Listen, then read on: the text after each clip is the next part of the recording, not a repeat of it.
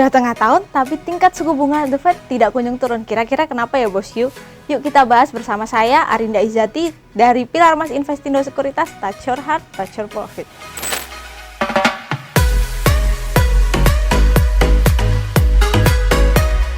Nah, mungkin yang pertama kita akan membahas dari Amerika Serikat ya bosku. Flashback sedikit di mana ternyata inflasi mengalami penurunan yang sebelumnya 3,4% menjadi 3,3%.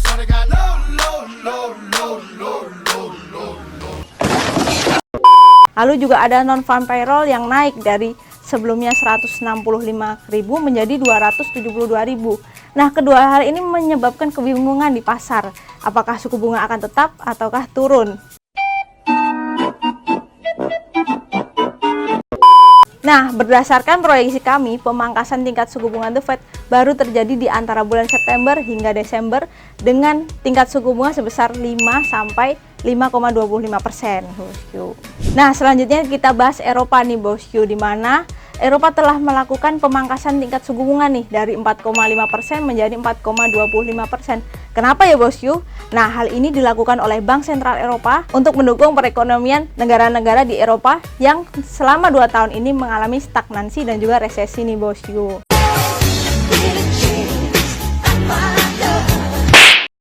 Nah, kami memperkirakan pemangkasan tingkat suku bunga akan terjadi 2 kali di tahun ini bosku untuk Bank Sentral Eropa. Lalu juga inflasi kami perkirakan selama tahun ini akan bergerak di kisaran 2%.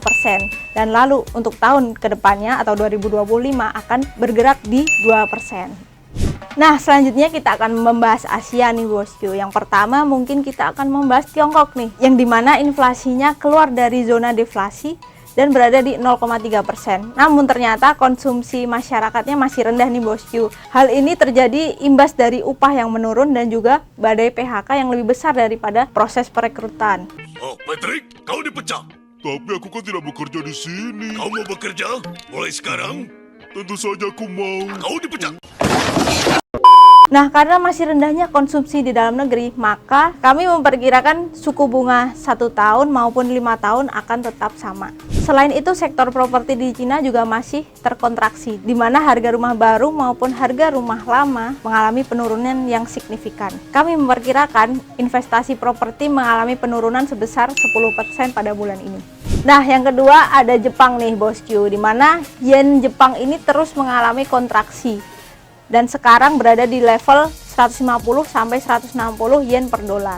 Nah, kami sih memperkirakan bahwa nilai tukar yen yang baik berada di rentang 120 hingga 130 yen per dolar. Nah, sebelumnya Jepang juga merilis inflasinya yang baru saja turun dari 2,7% menjadi 2,5%. Penurunan ini menjadi indikasi yang cukup membingungkan ya bosku, mengingat baru saja Jepang juga menaikkan upah pekerjanya. Seharusnya inflasi malah naik dong bosku. Oleh sebab itu, kami melihat hal ini sebagai penurunan konsumsi masyarakatnya. Sehingga mau tak mau pemerintah Jepang harus memutar otak agar permintaan di dalam negerinya ini meningkat.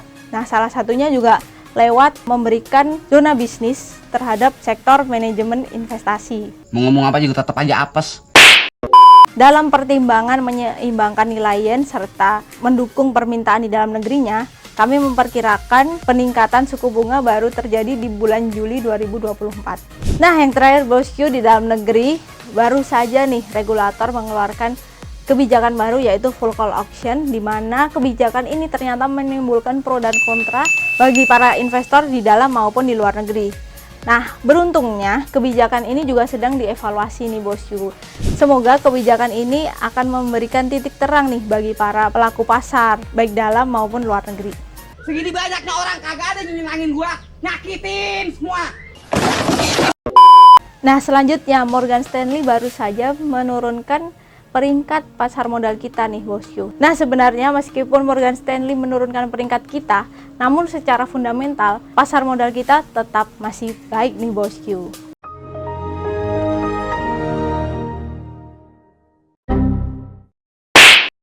Nah, selanjutnya di pasar obligasi, potensi tingginya penerbitan surat utang di tahun depan menyebabkan tekanan aksi jual yang terjadi pada saat ini.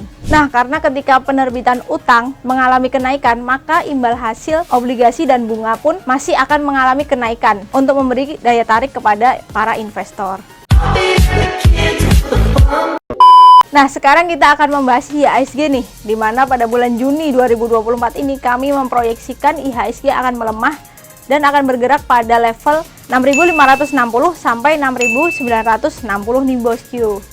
Nah, oke bosku, itu dia monthly outlook untuk bulan Juni kali ini. Terima kasih ya bosku udah menonton sampai habis. Semoga ini bisa menjadi pedoman nih bosku untuk berinvestasi di bulan ini. Nah bosku, jangan lupa like, subscribe, dan tonton terus channel Pilar Mas Investindo Sekuritas. Touch your heart, touch your profit.